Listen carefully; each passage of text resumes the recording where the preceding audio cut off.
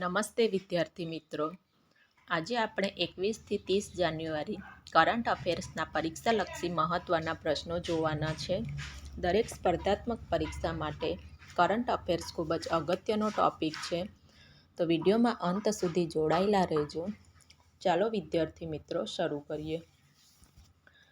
પ્રશ્ન નંબર 1.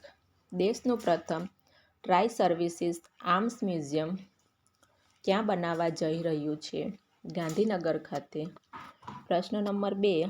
ભારતીય સેનાએ ઓપરેશન સાગર બંધુ હેઠળ કયા દેશમાં ત્રીજો બેઇલ બ્રિજ બનાવ્યો છે?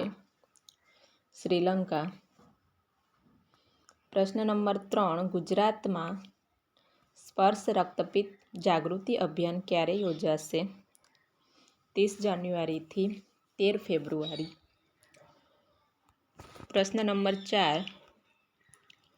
રાષ્ટ્રપતિ ભવનમાં ઉદ્ઘાટન કરેલ ગ્રંથકુટીરમાં કેટલી ભારતીય શાસ્ત્રીય ભાષાઓના પુસ્તકો છે? તો 11. પ્રશ્ન નંબર 5. ગલ્ફ ફૂડ 2026 ઇવેન્ટ કયા શહેરમાં યોજાઈ રહી છે?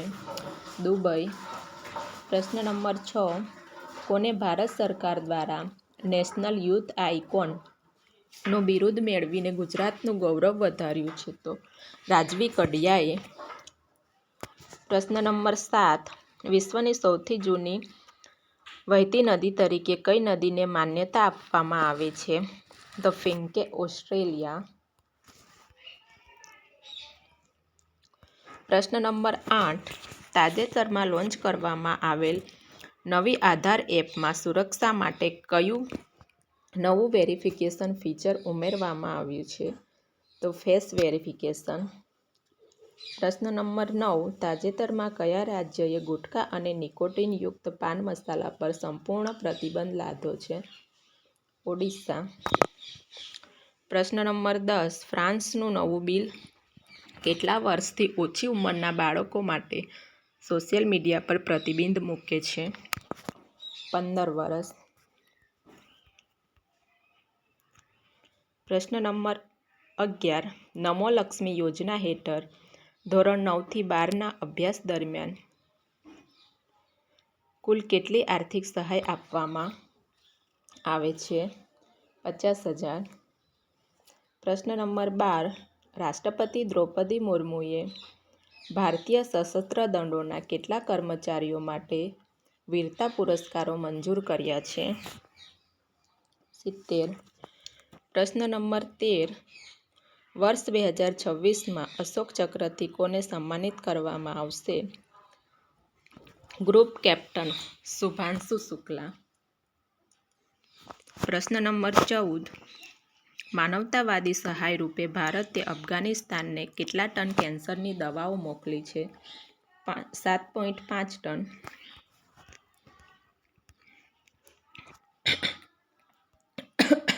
પ્રશ્ન નંબર 15.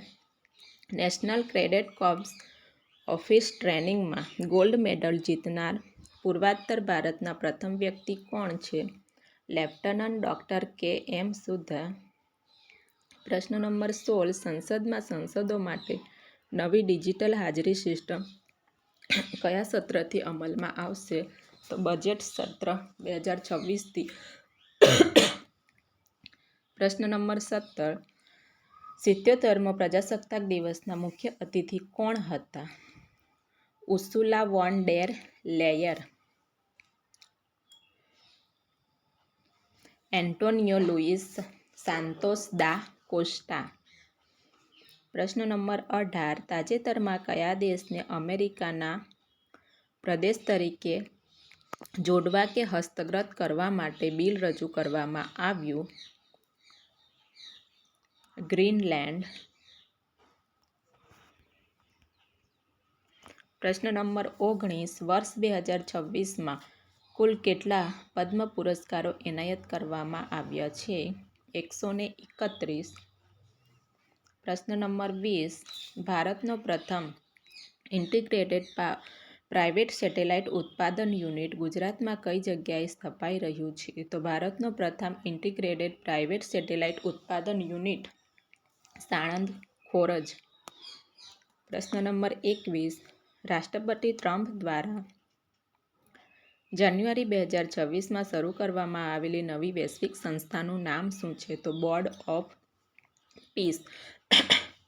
પ્રશ્ન નંબર 22, 2026 વર્ષમાં ભારત તેનો કેટલામો પ્રજાસત્તાક દિવસ ઉજવી રહ્યું છે? તો 77મો.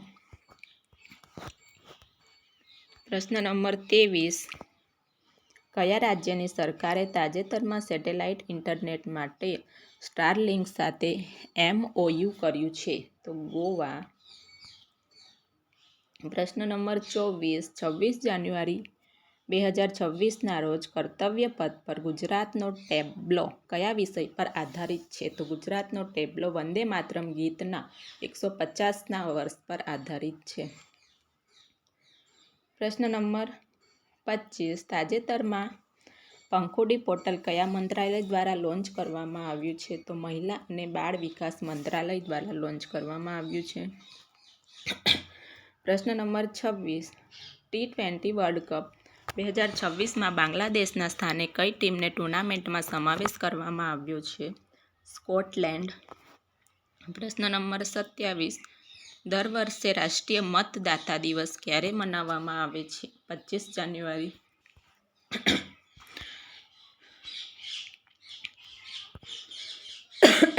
પ્રશ્ન નંબર 28, CRPFમાં DIG તરીકે કોની નિમણૂક કરવામાં આવી છે? રવિશંકર છબી. પ્રશ્ન નંબર 29, ગુજરાતના કયા અભયારણ્યને ભારત સરકારના રીંછ સંવર્ધનના રાષ્ટ્રીય કાર્યક્રમમાં સામેલ કરવામાં આવ્યું છે? જેસોર રીંછ અભયારણ્ય. પ્રશ્ન નંબર 30, દર વર્ષે રાષ્ટ્રીય બાલિકા દિવસ ક્યારે મનાવવામાં આવે છે? 24 જાન્યુઆરી.